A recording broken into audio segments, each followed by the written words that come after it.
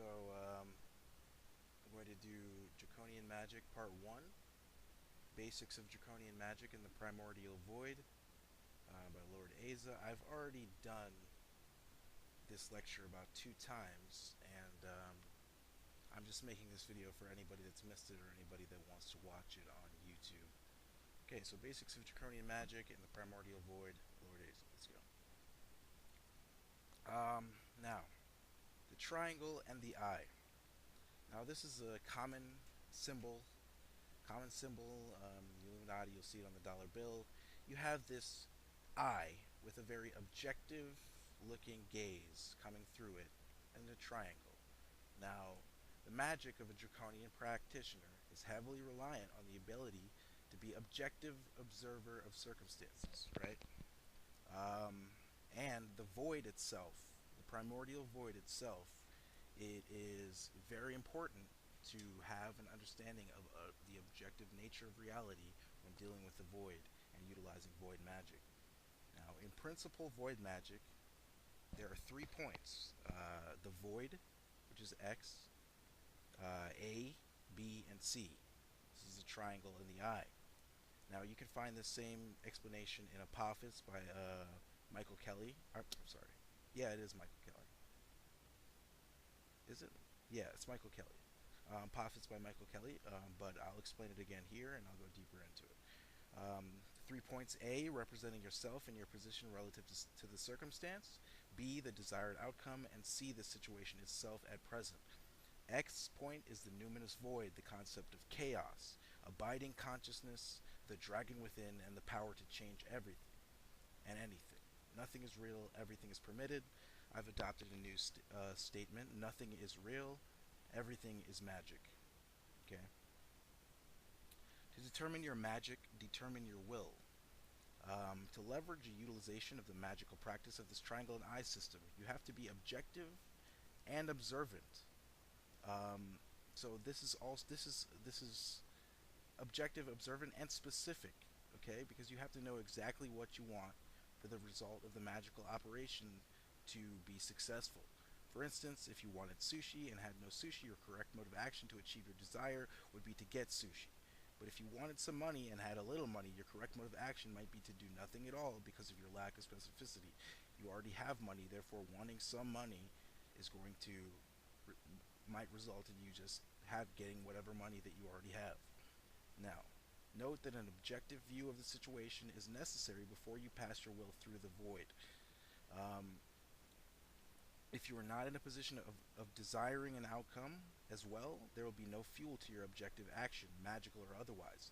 So this is a strange paradox. You not only have to be objective in viewing the situation and viewing through the void, the nature of reality, you also have to be desiring of the outcome. Otherwise, there's no fuel, there's no seed that's being planted to make this magic happen. Okay? Now, the void itself. The void in and of itself has been described as many things, primordial void. To describe what it is almost as insufficient as describing what it is not. But what its substance mediates is the creation of all things which have ever been or ever will be, and everything that is not or will be not. In essence, it's the womb and mind of the cosmos, consciousness itself, and the mother of all, the dragon itself, ever expanding and ever manifesting the Eschaton in each moment.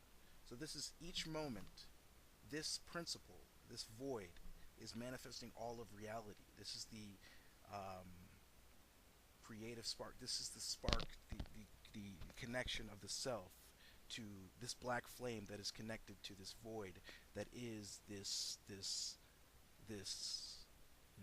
consciousness, this consciousness creating, observing, and creating a reality at the same time, right? This is the void, this womb, this expansive self, this everything and nothing, this alpha and omega.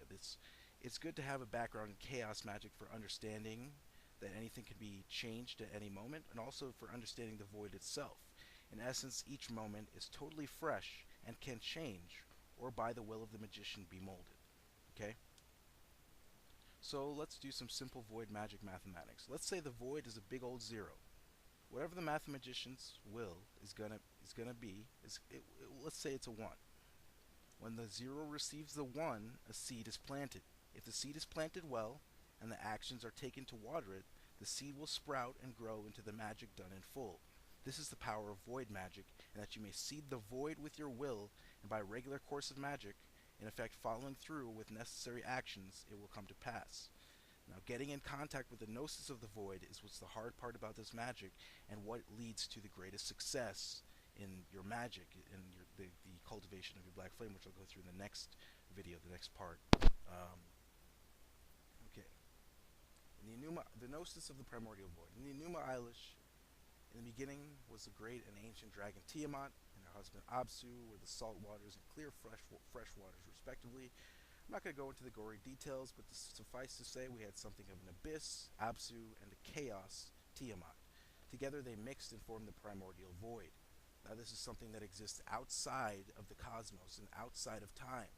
So this is something that is very important to know, cannot be destroyed, and cannot be separated from reality in and of itself. Together they were an allowance of every single thing to exist, whilst they dreamed up new beings and gods. They were so allowant they had a demiurge, enslave humanity, and fuck us all over. But we have light bearers. I digress. Chaos and abyss. Nothing true, everything permitted.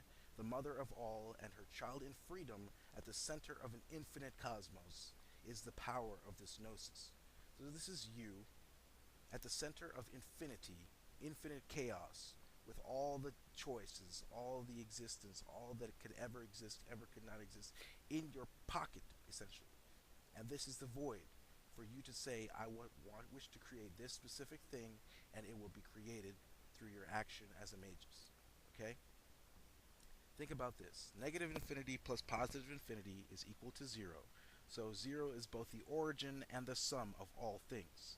Thus, in cultivating this, that no change means anything, and it all means nothing, you are free to do anything you desire whatsoever. Also, finding the basis of self in the origin, one can grow in themselves as an objective observer of reality as well. This part of yourself is known as the daemon, which will also be described in the next part. To know this is to understand one of the greatest secrets of the cosmos. How does the dragon tie into this? Well, the dragon is that basis of self in the origin and sum. It is the impetus in self to grow and become more, a greater and greater remanifestation unto infinity, hence the infinity symbol looking like a coiled dragon and the 0 looking like a dragon egg. This is how dragon really ties into all of reality, and how I'm going to explain this going forward is how all of this ties into a coherent system of Draconian magic. Alright, high and low magic. High magic is the ability to alter oneself with magic, changing personality points, almost like self-help, but with ritual. It is an alchemical and an internal process with only yourself to contend with. This is what is considered the great work by most alchemists. This is a lot of daemonic work, and you're finding your will and becoming greater in yourself. Low magic, wills and wits are battling, and is the direct alteration of some external thing in order to achieve your desired results. Both can be done with void magic, however there's a necessity to diminish the will or align your will with your desire to overcome external things for the pursuit of low magic.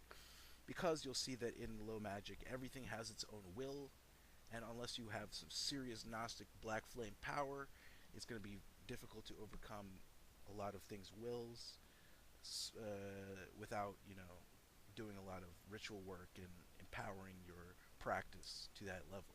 Okay? Path of the Dragon.